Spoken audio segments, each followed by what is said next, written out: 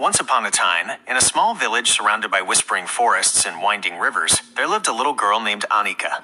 Anika wasn't quite like the other children. While they happily played with dolls or chased colorful butterflies, Anika was always busy with something else, asking questions. Why does the sun rise in the morning? She'd wonder. Why do birds fly so high but we can't? Why do leaves change their bright colors in autumn? No matter who she asked, her busy parents, her patient teacher, the friendly baker, or the wise village elder, she always had another why ready, like a never-ending stream. At first, people would smile and answer her questions with great patience. But after a while, when they saw her skipping towards them, they began to sigh. "Oh no," the blacksmith would whisper to his hammer. "Here comes Anika with another question." One sunny afternoon, Anika approached the village elder, her eyes wide with wonder. "Grandpa Elder," she asked, "why do stars twinkle at night?" The elder, who was truly wise and wonderfully kind, looked at her thoughtfully. "Anika," he said gently, "instead of always asking others, why don't you try to find out for yourself?" "But how can I?" Anika asked, feeling a little puzzled. The elder, with a soft smile, handed her a small, worn, leather-bound book. "This is a book of knowledge," he explained. "It doesn't have all the answers, but it will teach you how to find them."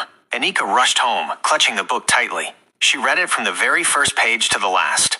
It taught her amazing things about science, the wonders of nature, and most importantly, how to look closely and think deeply about the world around her. Soon, she began writing down her questions in her own notebook and discovering answers through exciting experiments, more books, and careful observation. She built a small telescope from old pipes and lenses to gaze at the twinkling stars. She planted tiny seeds and watched them grow, learning why they needed the warm sunlight. She even made friends with a wise old owl in the quiet forest, who taught her to listen patiently and learn secrets from nature. Years fluttered by like butterfly wings, and Anika's questions only grew deeper and more fascinating. But now, instead of just asking, she explored. She discovered. She shared. The very same villagers who once sighed now sought her out, coming to her with their own curious questions. One sunny morning, a little boy with bright, curious eyes asked, "Anika, why do fuzzy caterpillars turn into beautiful butterflies?" Anika smiled, her eyes twinkling. She handed him her own well-loved notebook, filled with her discoveries.